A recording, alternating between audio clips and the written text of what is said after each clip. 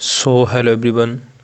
Hope आप सब बेहतर होंगे और आपकी तैयारी भी बेहतरीन चल रही होगी। अब सबसे बड़ी दिक्कत जो आ रही है दिल्ली पुलिस एस्पिरेंट्स को, वो ये है कि अगर उन्होंने जो फॉर्म में कुछ गलतियां कर दी हैं या उन्हें लग रहा है कि शायद उन्होंने ये गलती की हो या उनका इस वजह से फॉर्म रिजेक्ट हो सकता है, तो जो भी आपकी पॉसिबिलिटीज़ बनती हैं फॉर्म रिजेक्शन की, वो सारी बातें इस वीडियो में डिस्कस की गई हैं। और इसमें ज़्यादा टाइम नहीं लेंगे, हम उन पॉइंट्स की बात करेंगे जहाँ पे आपको लगता है कि शायद आपने गलती की होगी। तो इन पॉइंट्स को आप अच्छे से देख लें। अगर कोई मिस्टेक है तो जैसा कि आपको पता है 7 नवंबर से आप 9 नवंबर तक आप अपनी जो फॉर्म में करेक्शन कर सकते हैं दिल्ली पुलिस में। तो जैसा कि आपको पता है आज 8 नवंबर है, तो अगर आपने कोई ऐसी गलती कर दी है तो आपके पास अभी भी टाइम है, तो इन गलतियों को सुधार लें। ठीक है, तो बिना टाइम वेस्ट किए शुरू करते हैं। आपने क्या क्या गलतियाँ की होंगी, क्या क्या चांसेस हैं, तो उन सारी पॉसिबिलिटीज़ को देखते हैं। देखो, जैसे ही आप अपना फॉर्म करेक्शन के लिए ओपन करते हैं तो आपको ये सारी यहाँ पे डिटेल्स जो हैं फिल हुई मिलेंगी। ठीक है, यहाँ पे आप देख पाएंगे कि आपने जो भी OTRs हैं ये यहाँ पे खुद ही यहाँ पे डिटेल्स जो सारी आ जाती हैं। तो इसमें आपको कुछ भी चेंज करने की ज़रूरत नहीं पड़ती।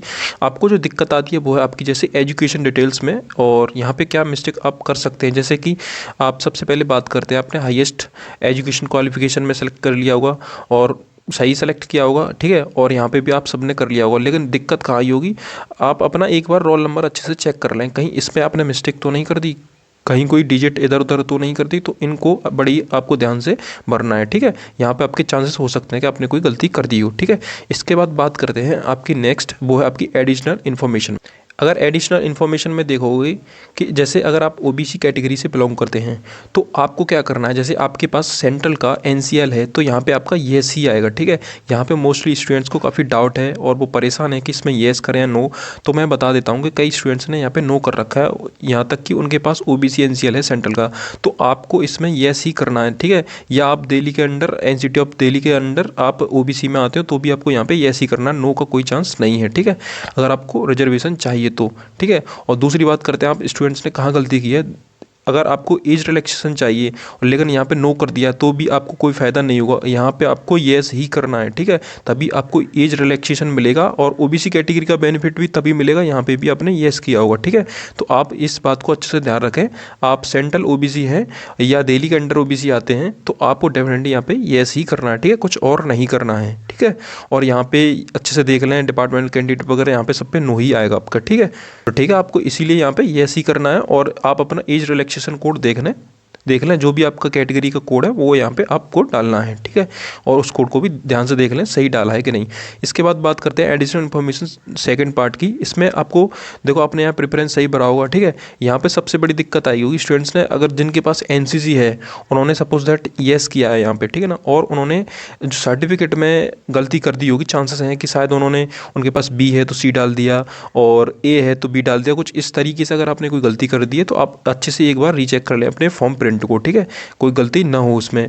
और इसमें भी आपको ध्यान देना है आपको। ठीक है, राष्ट्रीय रक्षा यूनिवर्सिटी से यहाँ पे अगर कहीं आपने येस तो नहीं कर दिया, यहाँ पे नो ही आएगा, क्योंकि अगर आपके पास कोई डिग्री या पोस्ट ग्रेजुएशन यहाँ से नहीं है तो आपको नो ही करना है। ठीक है, इसके बाद बात करते हैं आपकी फ़ोटो सिग्नेचर की। देखो, फ़ोटो सिग्नेचर में सबसे बड़ी प्रॉब्लम क्या है, स्टूडेंट्स ने सिग्नेचर किए हैं वो मतलब कई ने तो बहुत ही छोटे में कर दिए, जैसे सपोज इतने में कर दिए, यहाँ पे कर दिए, यहाँ पे कर दिए। आपको क्या करना है, सिग्नेचर में आपको एक चीज़ ध्यान देनी है, यहाँ पे आपको 80% जो ये बॉक्स है ना, जो इसके डायमेंशन है, जो साइज उन्होंने मांगा है वहाँ पे, उसका 80% यानी ऑलमोस्ट इतने में आपके सिग्नेचर होने चाहिए। इससे अगर ज़्यादा छोटे हैं तो आप इसे करेक्ट कर लें, यहाँ पे दिक्कत ना करें। ठीक है, मिनिमम है ये तो, मतलब 80% यहाँ पे इतना तो होना ही चाहिए, यहाँ तक आपकी सिग्नेचर इतने होने चाहिए इस पूरे बॉक्स की डायमेंशन के हिसाब से। ठीक है, अगर आपने कोई गलती ऐसी कर दी है तो आप इसे सुधार लें। ठीक है, और देखो यहाँ पे सैंपल भी दे रखे हैं, इस तरीके से आपके सिग्नेचर ना होने चाहिए वरना आपको फॉर्म जो है रिजेक्ट हो जाएगा। ठीक है, इस तरीके से आपके 80% पार्ट में होने चाहिए आपके सिग्नेचर। ठीक है, इसके बाद बात करते हैं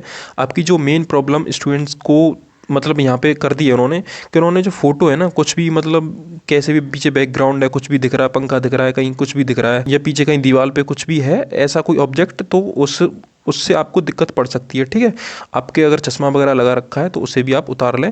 आपको सिंपल इस तरीके से आपको अपना फोटो लेना है, आपका प्लेन बैकग्राउंड होना चाहिए। ठीक है, ऐसा ना हो कि डिम लाइट हो तो इससे भी आपकी दिक्कत हो सकती है, तो आपको इस चीज़ पे भी ध्यान देने की ज़रूरत है। ठीक है, और बाकी इसके बाद भी अगर आपका कोई डाउट बचता है तो आप ज़रूर डेफिनेटली पूछें। और देखो, इसके बाद हम ना 7 ब्लूप्रिंट लेके आएंगे, मतलब दिल्ली पुलिस के लिए ये एक स्ट्रेटजी वीडियो होगी।